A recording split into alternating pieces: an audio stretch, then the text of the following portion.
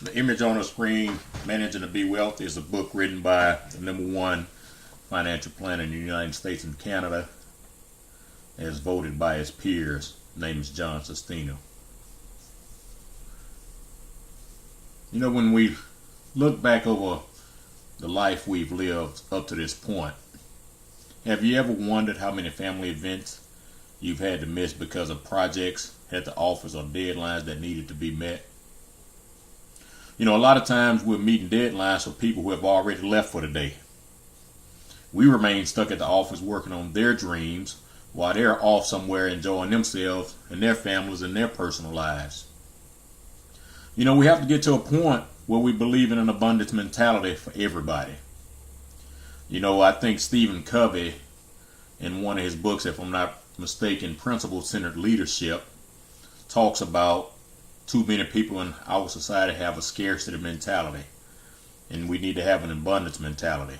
You know, instead of thinking that there's a limited number of pies and we can only get a slice of a pie, we need to recognize that it's an unlimited supply of kitchens and we can bake as many pies as we want for ourselves.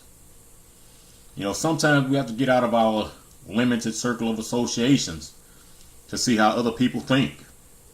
You know, we can't continue to live our lives with limited thinking. You know, successful people think differently. Wealthy people think differently. All rich people are not evil, contrary to what is promoted throughout different sources of media on a daily basis. You know, one of the hardest things about us achieving a level of wealth in our lives is believing we don't deserve it. You know, you have got to want to be wealthy or you will never achieve it. You know, my mentor always says, in order to earn a certain level of income, you need to start thinking about that level of income. If we only commit to earning more money to only buy stuff, we're going to always come up empty. You know, I know a lot of us, you know, like things. You know, there's nothing wrong with that. But if that's our only reason for going out pursuing wealth, you know, it's going to probably evade us. You know, if we're going to dream, we might as well dream big, right? You know, there's no need in thinking small. You know, I read a book years ago titled The Magic of Thinking Big. It never said the magic of thinking small. You know, Napoleon Hill's book, Think and Grow Rich. You know, it's talking about thinking. John Maxwell has a book, Thinking for a Change. You know, so if we're going to be thinking and dreaming, why don't we think and dream big? You know, if we continue to say things like, I can't afford that, or I don't deserve that, that's what we're going to get and attract into our lives. You know, if you tell yourself you can't afford something, you are telling your brain to think in broke terms. You have to ask yourself, how can I afford that? Or what can I do to afford that legally and honestly? You know, we have to spend daily time with our dreams. You know, just like we cultivate relationships on a daily basis, we need to treat our dreams and goals the same way. Because just like a relationship will falter and die if we don't cultivate it on a regular basis, our dreams and goals are gonna die if we don't cultivate them on a regular basis. You know, just like if we don't use muscles, they go into atrophy, you know, for non-use. If we don't use our brains, you know, the brain pretty much goes into atrophy, you know, for non-usage. That's why I'm always reading, I'm always listening, I'm always learning, and I'm always associating with other people, you know, because I want to remain mentally sharp at all times. You know, as I mentioned earlier, you know, we have to start associating with people of different mindsets. You know, get interested in other people in their professions. Learn about a profession that you may be intimidated by. You know, when you go to the doctor, so many people go to the doctor and they keep that and maintain that doctor-patient relationship. And they place the doctor above themselves. When they sit with an attorney, they place that attorney above themselves. When they sit with an accountant, they place that accountant above themselves. You know, don't do that. They're people just like you. They just chose to pursue a different avenue in life for a career. You know, when you go to the doctor, Even though your time is limited with him or her, ask them questions about themselves on a personal level. They're people too. They want to know that somebody else is interested in them just like we do. You know, I've been seeing a doctor, and every time I go in, there's at least 3 to 4 patients every time he comes in, doing my appointed schedule. And I don't care how many patients are there, I still ask him questions about his family. You know, what did they do for spring break? How are his kids doing? And things like that. What does he like to do for recreation? I do get that in the time I'm sitting there with him. You know, like I said, they have the exact same needs as us. All of us need some form of human touch. And I'm not talking about a physical touch. I'm talking about communication with one another. You know, stop treating people like they're better than you because they might have done something differently. You know, if you want to improve or raise your self-image, you know, go into your closet one day and find your best outfit and just go hang out in that outfit for the day. You know, throughout the day, just start conversations with folks just passing by. Watch how your self-image increases. You know, the people that we have in our inner circle actually influence the level of wealth that we achieve. Did you realize that? If they're not working on improving self, how can they encourage you? You know, those are our current associations a lot of times. They're not trying to improve. You know, they're just going through life as it is and not trying to do anything to improve their station in life. You know, other than waiting on a yearly promotion or a yearly raise or something like that. You know, cost of living raise. You know, that's about it. You know, are the people you're hanging out with and associate with, are they talking about plans for the future, plans for something greater than just themselves and their families? Now, I'm not saying we shouldn't take care of family, because first and foremost, we have to manage and take care of our needs first, our family's needs first. You know, as if you get on an airplane, when they're giving you instructions, they tell you in case of cabin pressure loss, oxygen mask will deploy from the ceiling. And if you're traveling with a small child or a person that needs assistance, make sure to put your oxygen mask on first so that you don't compromise the life of the people that need your assistance. You know, so how can you encourage somebody else if you're not working on improving yourself? When we don't want to improve ourselves, you know, we don't want our closest associations to improve themselves either, because we fear the loss of the relationship or we fear a level of discomfort. You know, the more successful we become, the more we tend to lose friends. You know, that's unfortunate reality of life. You know, it happens. And, you know, we can't control that. You know, if the relationship is important to you, you'll maintain that relationship even when things in life change, if the relationship is that strong. You know, and then we have to ask ourselves, if we lost those friends, were they ever our friends in the first place? You know, success not only depends on what you and I do, but also who we do it with. You know, are your current associations holding you back? You know, we have to seek out people who are doing what we want to do. You know, we need mentors. The very first young man that I chose, well, I didn't choose him, that chose me as a mentor, he sought me out. I didn't look for him. You know, he's graduating later on this month from Texas Tech University. And, you know, so I'm proud of what he's done. You know, likewise, the gentleman and the other men that mentor me, I actually sought them out. They didn't come looking for me. You know, we have to stop being afraid of pursuing our dream.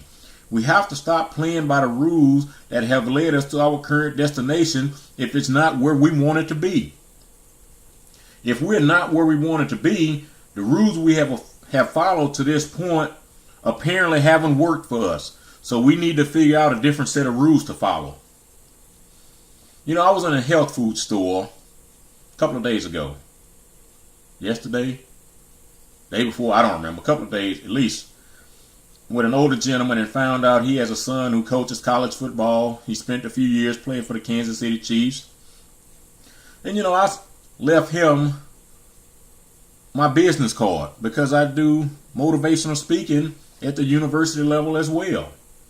And I told him, if your son is ever looking for a speaker for his athletes, pass my information on to him.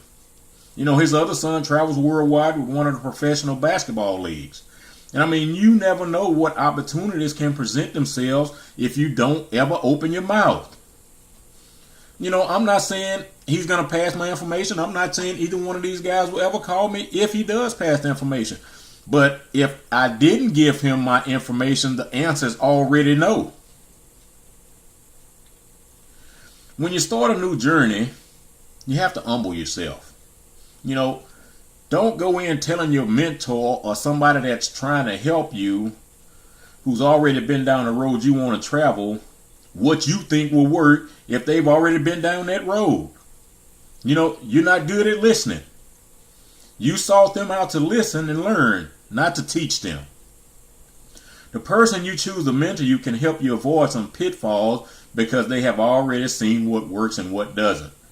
You know, speaking of pitfalls, you know, this is totally off the topic, but it used to be a game on the old Nintendo system called Pitfall. You know, we have to start investing in ourselves. Outside of my home and vehicles, I think the next largest expenditure that I've spent money on is self-education via seminars, training materials, and books. You know, as Benjamin Franklin said, empty your purse into your mind and your mind will fill your purse up. You know, there's nothing wrong with having things. I've already mentioned that. The problem comes in when we let things have us. You know, I would rather buy several books first before I buy a television to cover the whole block. But so many others look at it the other way around. You know, the big screen TVs. You know, cars and electronics depreciate very quick. They are not assets, contrary to what you believe. Books, when used properly, have a priceless value. At one time, I used to read Dale Carnegie's book, How to Win Friends and Influence People, once a year. And I always want to work on my people skills. Books increase in value when properly used. You know, the chance of an accident happening are very high in today's times. You know, how would you or your family hold up financially if you could not work for 3, 6, or 9 months? Or you might end up like me. 3 surgeries on both of my feet in the last 2 years and not able to do too much. You know, how would you hold up? Are you financially prepared to deal with that? You know, sit there and think about it. You know, don't take my word on it. Just put your finances in front of you. You know, depending on what source you consult, credit card debt averages is as low as $1,037 or as high as $8,220. You know, and that's when they say average. So it depends on what source you consult. And as I mentioned this, I can feel some of you in your bones say, well, I guess I'm above average. You know, as a country, we've gotten to the point that our savings rate on average has went into negative territory. The last figure I saw, it said our savings rate was a negative 0.4. You know, a study revealed that 25% of us don't have any spare cash. And according to the Wall Street Journal, 70% of us live from paycheck to paycheck. Whether you admit it or not, debt stresses us out. You know, you don't have to own up to it or tell me it does, because it does. You know, stress leads to disease. You know, in a study of married couples, 70% reported having money problems. And I can personally guarantee you, it's not about having an abundance of it. You know, I heard the #1 financial planner in North America say it's something you should never tell them. And that's the guy that wrote the book of what you're looking at on the screen, the image that you're looking at on the screen. He said one thing he never wants to hear somebody tell him is that they're doing good or they're doing okay, because he's worked with enough people to know what doing good means. Even people with money in the millions of dollars are not doing as good as they thought they were. Have you thought about how much money you could have on your bottom line if you paid off all installment debt? You know, I remember as a kid seeing that you could finance a vehicle for 4 years. And recently I saw some dealers will allow you to finance a vehicle today for 7 years. I mean, really? 7 years and you paying for a vehicle? You know, some other car manufacturers allow you to lease vehicles with limitations. Like you can lease this vehicle as long as you don't drive it. You know, you have a limited amount of miles you're allowed to drive per year before the vehicle's due back to them, or you pay a penalty when you return it. You know, I was in that situation before, went and listened to the car salesman tell me how great a lease was, and I didn't have anybody to educate me on properly going to get a vehicle. And so I leased the vehicle. And, you know, it was a limit of 15,000 miles per year. And what happened within that process of me having that vehicle is I took a new job. Well, the job I was working was about 10 miles from home. And so 6 days a week, 10 miles a day, 20 miles a day, 120 miles a week. Well, the new job I took was 30 miles from home. 60 miles a day, sometimes 6 days a week, most of the time 5 days a week. But 5 days a week, there's still 300 miles a week. And you can see how those miles would add up quickly. So when I returned the car after that 2-year period, I had 52,000 miles on it. And I had to pay them an extra $1,500 for that after 2 years. You know, this is very interesting. You know, where the head of household works for somebody else, the average net worth is $65,000. And you know, when we talk about net worth, we're talking about the equity in your home as well. And where the head of the household is self-employed, the average net worth is $352,300. You know, that's just something to think about.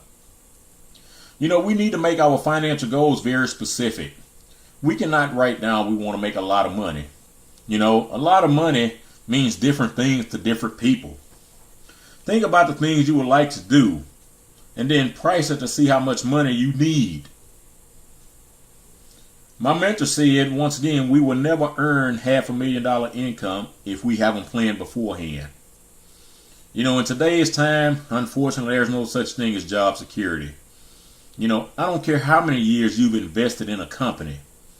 You know, a family member of mine just lost a job after 22 years with the company.